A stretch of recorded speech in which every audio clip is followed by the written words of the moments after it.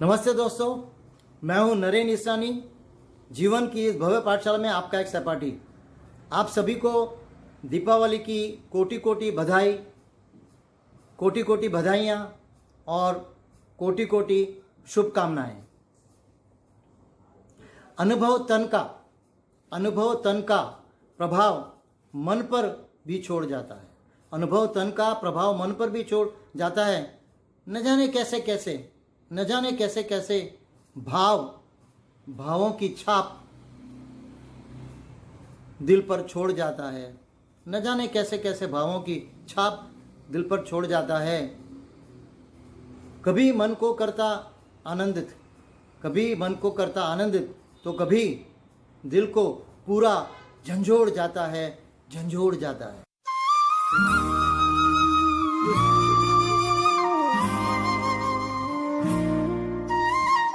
शारीरिक अपचन के बारे में तो हम सब लोगों ने सुना है और अनुभव भी किया है।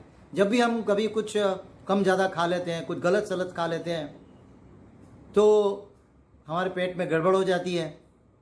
इसको बदहाजमा भी कहते हैं। तो क्या मानसिक अपचन भी होता है?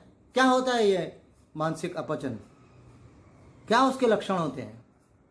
कैसे हम सावधानी बरत के उससे दूर रह सकते हैं, या अगर हो जाए तो उपाय क्या कर सकते हैं, आदि। तो आज हम इसी के बारे में बात करने वाले हैं। इसीलिए हमारा आज का शीर्षक है मानसिक अपचन, यानी इमोशनल इंडाइजेशन। क्या होता है ये मानसिक अपचन, इमोशनल इंडाइजेशन? तो चलिए इसकी तुलना करते हैं शारीरिक अपचन से, जो हमें कई बार हो जाता है जब हम कम ज़्यादा खाते हैं।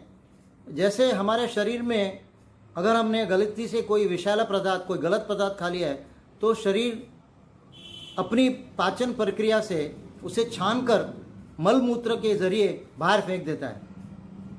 किंतु अगर कोई चीज़ रह जाती है तो उससे हमको अपचन हो जाता है और बदहाजमा हो जाता है, हम बीमार पड़ जाते हैं। इसी तरह से जब हम अपने ज्ञानेंद्रियों से, आँखों से, कानों से, नाक से जो भी कुछ हम सुनते हैं, देखते हैं, सूंघते हैं, उनमें से अगर कोई भी बात हमारे मन को विचलित करने वाली होती है तो वह मन के अंदर रह जाती है।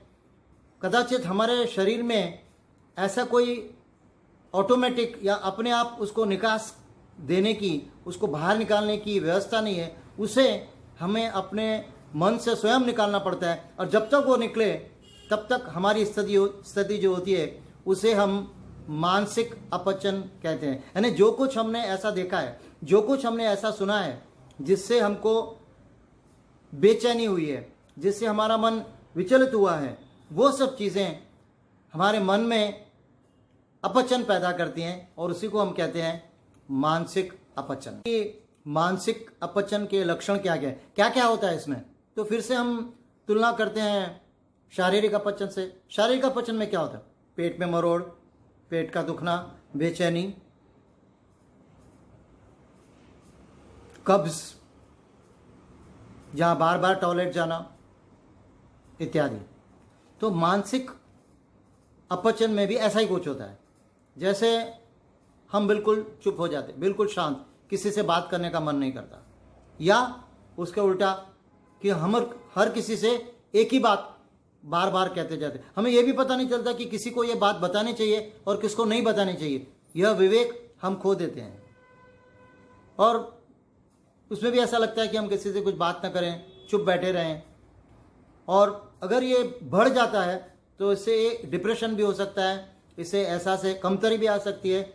इसलिए यह ज़रूरी है कि समय रहते इसका उपचार करना चाहिए और सावधान रहना चाहिए कि यह हमें न हो। थोड़ा विचार करें कि ऐसा क्यों है कि जब कभी हम व्यथित होते हैं, चिंतित होते हैं, उदास होते हैं, खुश होते हैं, उत्साह में होते हैं, जो भी भावनाएं हमारी होती हैं, उसी प्रकार से कुछ पेट में हम उसका असर, उसका प्रभाव हम अनुभव करते हैं। ऐसा क्यों है? क्योंकि शोध पत्रों से ये साबित किया गया है कि पाचन क्रिया की जो व्यवस्था है, पेट और जो हमारा मस्तिष्क है, जो हमारी भावनाएं हैं, इनका अटूट संबंध है। कभी कभी आपने देखा होगा कि कुछ लोग जब थोड़ा सा चिंतित होते हैं या कुछ बुरी बात सुनते हैं या उनको कुछ अपसेट हो जाते हैं तो उनको पेट में गड़बड़ी हो जाती है। तो ये जो भावुक लोग हैं इनको ये ज़्यादा होता है, लेकिन हर किसी की जो पेट की व्यवस्था है, जो पाचन व्यवस्था है, वह और मस्तिष्क जुड़े हुए हैं। तो जब भी हम चिंतित होते हैं, जब भी हम उदास होते हैं, तो उसका असर पेट पे ज़रूर पड़ता है। यह आवश्यक है, यह एक सिद्ध किया गया हुआ, शोध पत्रों में सिद्ध की गई बात है। आपने ये भी देखा होगा कि जब हम सिर्फ खाने के बारे में सोचते हैं तो जो गैस्ट्रिक जूसेस हैं, जो पाचन क्रिया की जो लिक्विड्स हैं, रसायन हैं, वो पेट में आना शुरू हो जाती हैं। तो इसी तरह से जब पेट में कुछ तकलीफ होती है तो वो सीधा मस्तिष्क तक पहुंचती है। इसलिए दोनों का संबंध दोनों तरफ से बड़ा ही मजबूत है। आपने देखा होगा कुछ लोग कहते हैं कि जब स्टेज पे जाते हैं तो we are feeling butterflies in the stomach, उनको पेट में कुछ अनमना सा लगता है। तो ये कोई गलत बात नहीं है, क्योंकि जब भी हम किसी भी ऐसे स्ट्रेसफुल सिचुएशन में होते हैं, तनाव भरे स्थिति में होते हैं, तो उसका सीधा असर हमारे पेट पे पड़ता है। ये सभी को होता है, लेकिन जो भावुक लोग हैं, जो संवेदनशील व्यक्ति हैं, उनको ये प्रभाव ज़्यादा होता है। तो अब सवाल यह उठता है कि सावधानी क्या बरतें कि जैसे कोशिश करके मानसिक अपचन न हो। तो बस वही सावधानी जो आप अपने शारीरिक अपचन न हो जिसके लिए करते हैं। आप हम क्या करते हैं? शारीरिक अपचन न हो उसके लिए हम खाना समय पे खाते हैं, हम खाना वही खाते हैं जो हमारे लिए उचित हो। जल भी हम नियमित रूप से पीते हैं और दोनों की खबरदारी करते हैं कि उनमें कोई गलत चीज़ ना हो, कोई रखा हुआ खाना ना हो, कोई बदबू ना हो इत्यादि। तो जिस तरह से हम इन बातों का ख्याल रखते हैं, उसी तरह से आँखों के लिए हम क्या दृश्य देखते हैं उस पर हम नियंत्रण रखें, क्या हम सुनते हैं उसके लिए नियंत्रण रखें, गलत बात न सुने, गलत बात न देखें। और शरीर भी हमारी जिन वस्तुओं को या जिसको भी छूता है उससे भी हमको बुरा प्रभाव पड़ सकता है, इसलिए उसको भी ध्यान में रखें। आप ये देखते होंगे कि कभी कभी टीवी में दिखाते हैं कि ये दृश्य हानिकारक हो सकता है, विचलित करने वाला हो सकता है। उसी तरह से आप खबरदारी बरतें कि जो भी कुछ सुन रहे हैं, जो भी कुछ देख रहे हैं, अगर वो सही नहीं है तो उससे दूर रहें। सवाल ये उठता है कि हम कितना भी चाहें कि हम ये न सुने, वो न सुने, ये न देखें, वो न देखें, लेकिन टीवी के सामने बैठकर समाचार पत्रों को पढ़कर कुछ न कुछ हमारे आंखों से और हमारे कानों से हमारे मन में अंदर जाता ही रहता है। इसलिए कदाचित सभी को थोड़ा बहुत या ज़्यादा भी मानसिक अपचन रहता ही है, लेकिन ये पता तब जाके चलता है जब यह बहुत बढ़ जाता है। किसी को इन्फीरियरिटी कॉम्प्लेक्स होता है, किसी को डिप्रेशन हो जाता है इत्यादि। तो क्या कर सकते हैं हम क्या उपाय कर सकते हैं कि हमारा मन धीरे धीरे जो अपचन है वो मानसिक अपचन से ठीक हो जाए? उसके लिए एक बात तो यह है कि डायरी लिखना शुरू करें या किसी पन्ने पर जिस बात का आपको कोई दुख दर्द है, आपको कोई विचलित करती है बात, किसी बात से आप बेचैन हैं, किसी से आप नाखुश हैं, नाराज़ हैं, तो वो बात, वो किस्सा आप एक कागज़ पर लिखें और बाद में कागज़ को फाड़ के फेंक दें। अगर आपका कोई विश्वसनीय योग्य व्यक्ति है जिसके साथ आप साझा कर सकते हैं तो उसके साथ साझा करने से भी आपका मन हल्का हो जाएगा। या समुद्र किनारे तट पर जाके बैठें, या पेड़ के नीचे बैठें, या कहीं घूमने चले जाएं, या पैदल चलें। ऐसे बहुत सारे छोटे छोटे उपाय हैं जो हम कर सकते हैं जिनसे हमारा मानसिक तनाव, जिनसे हमारी यह मानसिक अपचन कम होगा।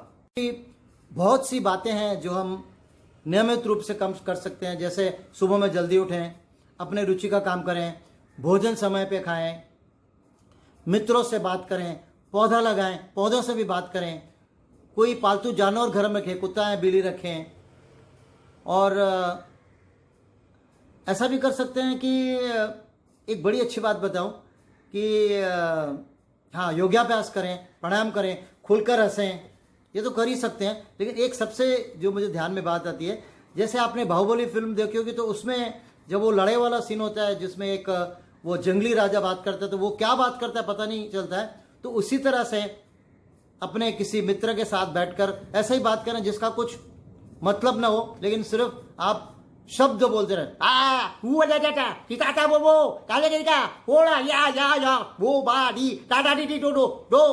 इसको इंग्लिश में गिबरिश भी कहते हैं, यानी बोलते रहिए लेकिन उसका मतलब कुछ भी नहीं हो। उससे क्या होगा कि आपकी मन की भड़ास निकल जाएगी और आप बहुत ही अच्छा फील करेंगे, और मन का तनाव जब कम होगा तो आपकी मानसिक अपचन की स्थिति भी दूर हो जाएगी। और मैं विश्वास करता हूँ, मैं आशा रखता हूँ कि आप ये ज़रूर प्रयास करके देखेंगे। और इसी पर ये हम अंक यहीं समाप्त करते हैं और फिर मिलते हैं अगले अंक में जीवन की इस भव्य पाठशाला में सफल होने के लिए नया सूत्र लेकर। तब तक के लिए नमस्कार, धन्यवाद।